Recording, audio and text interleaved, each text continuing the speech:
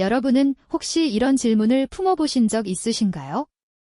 조선은 왜 그토록 거대한 명나라에 굽실거렸을까 하고 말이죠. 아마 많은 분이 조선의 외교를 그저 약소국의 비애가 담긴 굴종의 역사로만 기억하고 계실 겁니다. 하지만 과연 그것이 우리가 알고 있는 이야기의 전부일까요?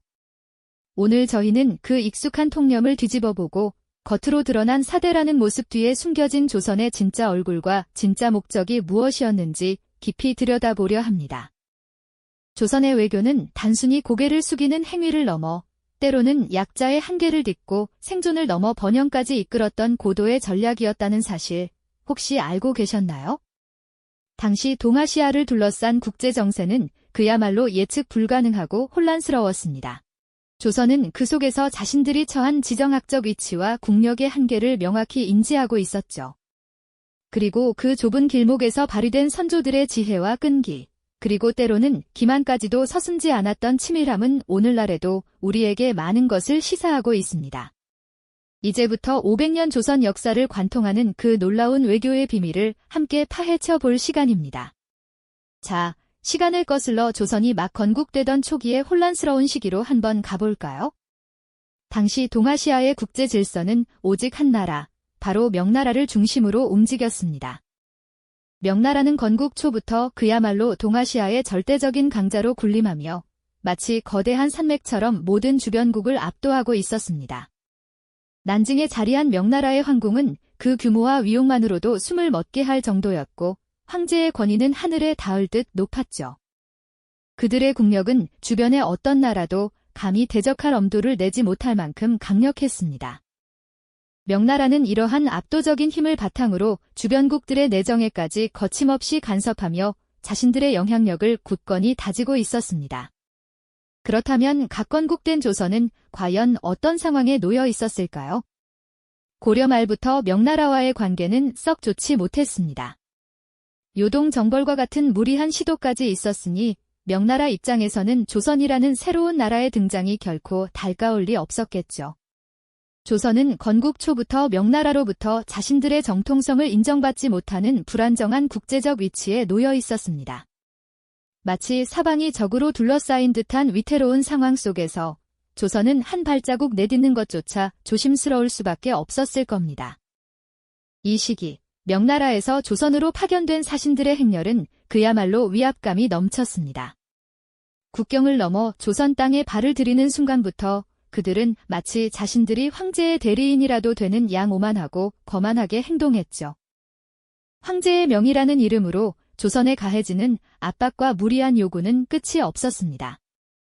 때로는 상상하기 어려운 양의 공물을 바치라고 하거나 귀한 인력이나 심지어 수많은 말을 요구하는 일도 비일비재했습니다. 조선의 조정 대신들은 이러한 명나라의 일방적이고 터무니없는 요구에 당황하고 또 당황했습니다. 밤늦도록 모여 머리를 맞대고 고뇌했지만 거대한 명나라의 그림자 아래에서 뾰족한 해답을 찾기란 여간 어려운 일이 아니었습니다.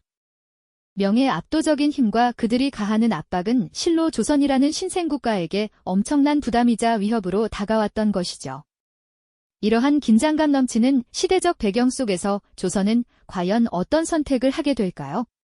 이 압박을 견뎌내고 살아남기 위해 어떤 지혜를 발휘하게 될까요? 이제 그 이야기를 시작해볼까 합니다. 거대한 명나라의 그림자 아래 신생국 조선은 과연 어떤 길을 걸어야 했을까요? 압도적인 힘에 맞서 싸우는 것은 애초에 불가능에 가까웠을 겁니다. 그렇다고 마냥 굴복하고만 있을 수도 없었겠죠? 그들이 택한 길은 바로 겉으로는 낮추고 속으로는 실리를 챙기는 고도의 외교술, 즉 사대외교였습니다. 많은 분들이 사대외교를 그저 굴종적인 자세로만 이해하고 계실지도 모르겠습니다만 조선의 사대는 단순한 복종이 아니었답니다. 오히려 거대한 파도 속에서 작은 배가 살아남기 위한, 아니, 더 나아가 번영을 이룩하기 위한 치밀하고 지혜로운 전략이었죠. 조선은 명나라를 하늘처럼 섬기는 듯한 태도를 취했습니다. 사신이 오면 국왕이 직접 나가 맞이하고 명나라 황제의 연호를 사용하며 황제가 내린 책력, 달력을 그대로 받아 썼습니다. 심지어 명나라의 허락 없이는 왕위 계승조차 불안정했을 정도로 겉으로는 철저히 명의 권위를 인정하는 모습이었죠. 하지만 이 모든 공손함과 겸손함 뒤에는 조선의 생존과 번영을 위한 깊은 계산이 숨어 있었습니다. 마치 작은 새가 큰 나무의 품에 기대어 비바람을 피하듯 조선은 명이라는 거목의 그늘 아래에서 자신들의 뿌리를 굳건히 내리고자 했던 겁니다. 그렇다면 조선은 이 사대를 통해 어떤 실리를 얻었을까요? 가장 먼저 떠오르는 것은 바로 경제적 이득입니다. 명나라에 조공을 바치는 것은 언뜻 보면 손해처럼 보일 수 있습니다. 하지만 이는 사실상 조선에게 유리한 공식 무역 채널의 역할을 했습니다. 조선은 진귀한 토산물을 바치고 그 대가로 명나라의 선진 문물과 기술, 그리고 비단이나 약재 같은 귀한 물품들을 받아올 수 있었죠. 때로는 조공품보다 훨씬 값비싼 하사품을 받기도 했으니 오히려 조공무역은 조선의 경제를 활성화하고 문화를 발전시키는 중요한 통로가 되어 주었습니다. 명나라가 정한 규제 속에서도 조선은 교역의 규모를 늘리거나 품목을 조정하는 등 자신들에게 유리한 방향으로 교역을 이끌어가려는 노력을 게을리하지 않았답니다. 또한 명나라의 인정을 받는 것은 조선의 국제적 정통성과 단보를 확보하는 데 결정적인 역할을 했습니다. 새로운 왕조를 세운 조선은 내부적으로는 물론 주변국들로부터도 그 정통성을 인정받아야 했습니다. 명나라 황제가 조선의 국왕을 책봉하는 것은 곧 동아시아 국제 질서 속에서 조선의 존재와 지위를 공고히 하는 행위였죠. 이는 북방의 여진족이나 바다 건너 외구의 침략 위협으로부터도 명나라의 암묵적인 보호를 받을 수 있는 기반이 되었습니다. 명나라의 힘을 빌려 주변국들의 간섭을 줄이고 스스로의 국방력을 강화할 시간을 벌 수 있었던 겁니다. 이러한 사대 외교의 큰 그림을 그린 인물 중에는 태종 이방원과 세종대왕이 대표적입니다. 태종은 강력한 왕권을 바탕으로 명과의 관계를 안정화하는 데 힘썼습니다. 명나라가 조선의 국왕 교체에 민감하게 반응할 때마다 그는 겉으로는 저자세를 취하면서도 내부적으로는 단호하게 조선의 주권을 지키려 애썼죠. 명나라 사신을 접견하는 자리에서는 더없이 공손한 태도를 보였지만 그 마음속에는 조선의 미래를 위한 치밀한 계산이 가득했을 겁니다.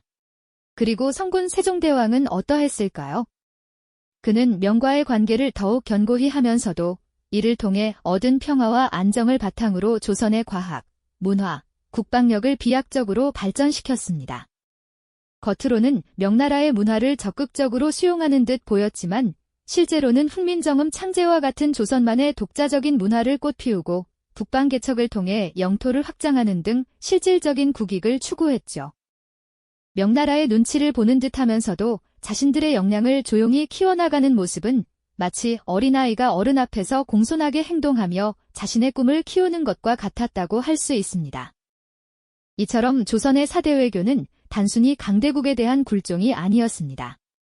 그것은 약소국이 강대국에 둘러싸인 현실 속에서 자신의 존재를 지키고 나아가 번영을 이룩하기 위한 탁월한 생존 전략이자 고도의 지혜였던 것입니다.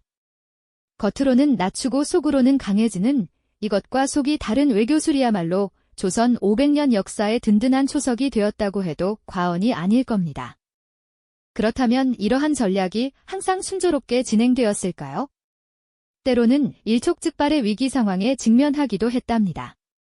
과연 조선의 외교관들은 그 위기를 어떻게 헤쳐나갔을까요? 다음 이야기에서 계속 들려드리겠습니다. 조선이 강대국 명나라의 비위를 맞추면서도 실리를 챙기는 줄타기 외교를 펼쳤다고 해서 늘 평탄한 길만 걸었던 것은 아니었을 겁니다. 때로는 작은 오해나 사소한 실수 하나가 두 나라 사이에 거대한 파국을 불러올 뻔한 아찔한 순간들도 있었죠. 특히 명나라 황제는 조선이 올리는 외교 문서, 즉 표전의 문구 하나하나에 매우 민감하게 반응했는데요. 이 표전의 내용이 조금이라도 자신의 심기를 거스르면 조선 전체가 휘청일 만큼의 엄청난 파장을 몰고 오곤 했답니다. 마치 거대한 용이 조그만 실 한 올에도 예민하게 반응하는 것과 같았다고 할까요? 가장 대표적인 사례는 태조 이성계 시절의 표전문 사건입니다.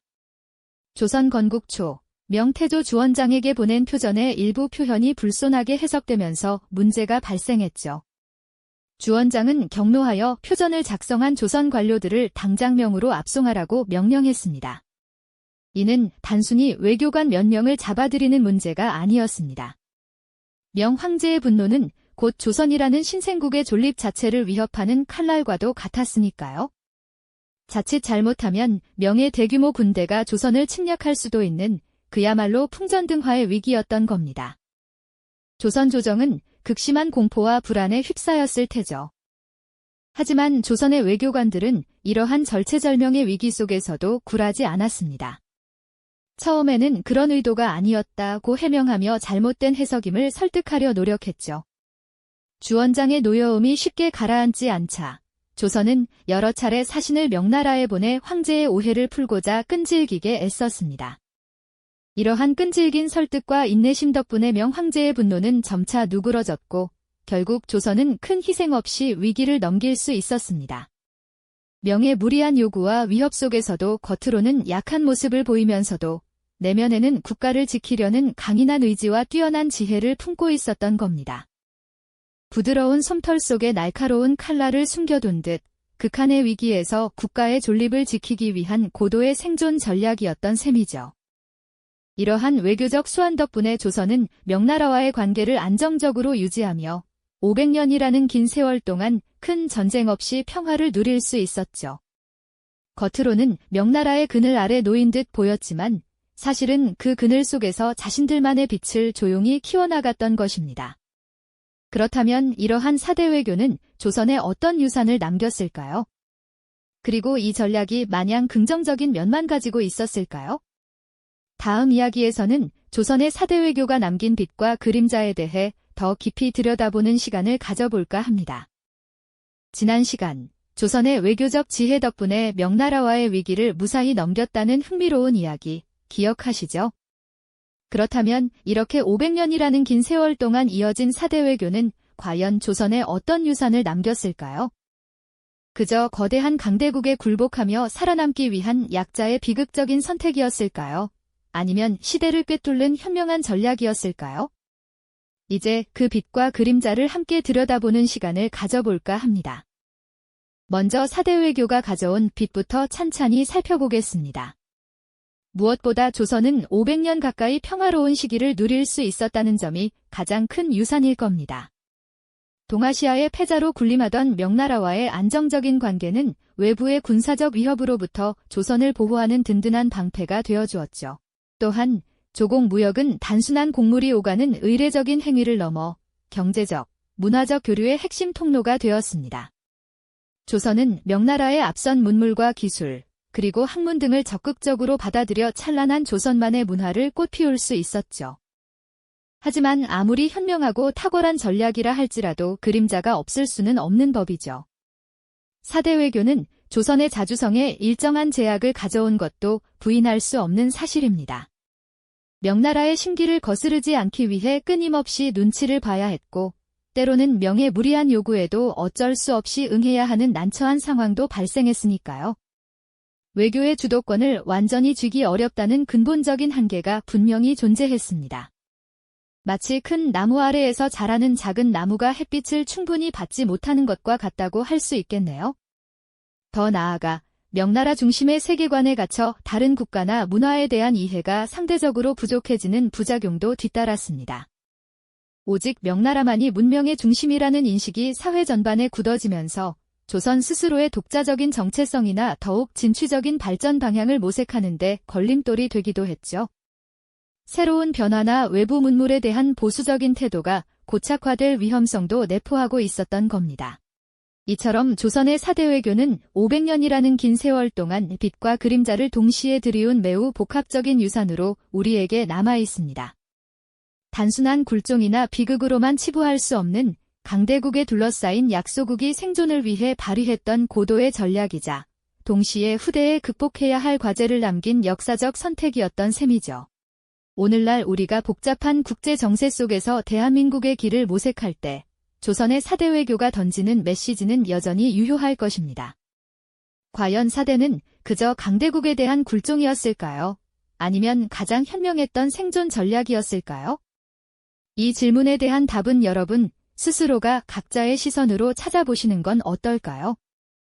이 영상이 도움이 되셨다면 좋아요와 구독 부탁드립니다. 여러분의 응원이 제게 큰 힘이 됩니다. 다음 영상에서도 더 유용한 정보를 공유하겠습니다. 감사합니다.